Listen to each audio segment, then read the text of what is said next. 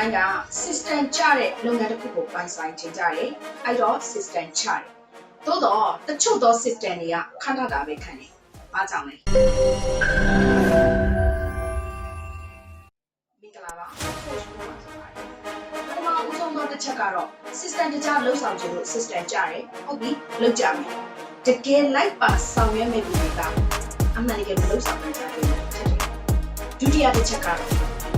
အချိန်နဲ့တပြေးညီစဉ်ဆက်မပြတ်မလုပ်ဆောင်နိုင်ကြလို့ဖြစ်တယ်။အစပိုင်းမှာတော့အားနဲ့အင်းနဲ့အတကုံလုပ်ကြတယ်။နောက်ပိုင်းမှာစဉ်ဆက်မပြတ်မလုပ်ဆောင်နိုင်ကြဘူး။ပြောရမယ်ဆိုရင်တော့ consistency မရှိကြဘူး။အဲ့ဒီအတွက်သူတို့ချမှတ်ထားတဲ့ system တွေကအလကားပဲတဲတဲကိုချိန်ပြီးဖြစ်သွားကြတယ်။နောက်ဆုံးအရေးကြီးဆုံးအချက်အတိတ်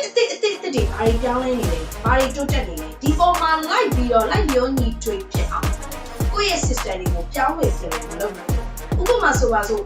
ပုံစံတွေရောင်းရမယ့် version တွေပြောင်းနေပြီရောင်းရမယ့်စနစ်တွေပြောင်းနေပြီဝယ်သူတွေလိုချင်တဲ့လိုအပ်တဲ့ point တွေပြောင်းနေပြီကိုကတော့ဒီတိုင်းနဲ့သွားနေတယ်ဝင်တဲ့အဟောင်းတယောက်ထွက်သွားတယ်အသစ်တယောက်ဝင်လာတယ်ဒီအသစ်တယောက်ရဲ့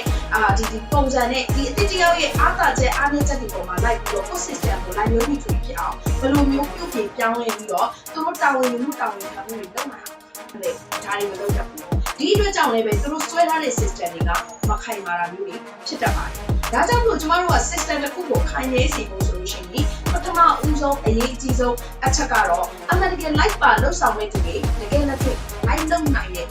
system မျိုးဖြစ်ကြပြီ process မျိုးတွေပါနေတာဒုတိယတစ်ချက်ကတော့ implementation ဆိုတဲ့တကယ်အမှန်တကယ်လက်တွေ့သရုပ်ခေါ်တဲ့အပိုင်းမှာစဉ်ဆက်မပြတ်လုပ်နိုင်တဲ့အနေအထားမျိုးတွေပါရမယ်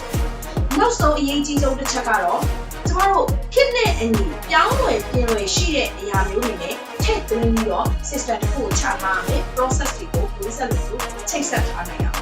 ဒါတွေကအရင်ကပဲအရေးကြီးပါတယ်ကျမရဲ့ဒီ operation ပေါ့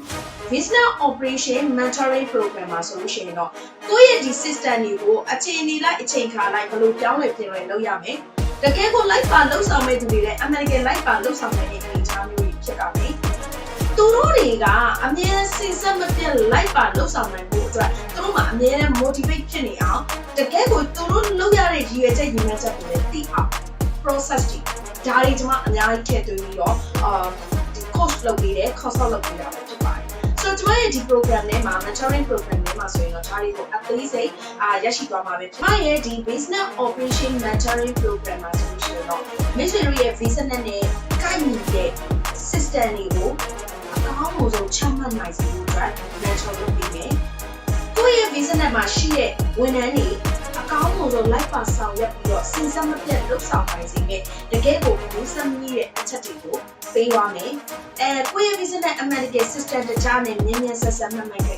တိုးတက်စေဖို့အတွက်ကိုက်ညီမှုရှိသောလျော်ကန်မှုရှိသော process တွေကိုချမှတ်ပေးသွားမယ် system တွေကိုအကောင်းဆုံးပုံသွားပါပဲဖြစ်ပါတယ်ကိုယ့်ရဲ့ vision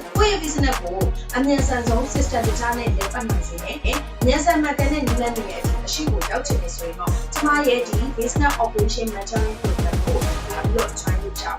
ကျမရဲ့မိတ်ဆွေတွေအားလုံးပဲစစ်မှန်တဲ့ရလဒ်ကောင်းတွေပိုင်ဆိုင်နိုင်ကြပါစေကျမကတော့မိတ်ဆွေတို့ရဲ့ business ကိုအခုထပ်ပို့ပြီးတော့ system တခြားနဲ့လက်ပတ်နိုင်စေဖို့မြန်ဆန်မှတ်တဲ့နည်းလမ်းတွေနဲ့အတူအရှိကိုတစ်စိမ့်ရောက်ရှိစေဖို့အတွက်ဒေတာကနေ business coaching consultation ပညာရပ်တွေ NLP ရဲ့ထူးဆန်း technique တွေနဲ့ပါထပ်ပေါင်းပြီးတော့ပြင်ပေးနေတဲ့လမ်းပြပေးနေတဲ့ပုံစံတွေဖြစ်ပါတယ်ကျေးဇူးတင်ပါတယ်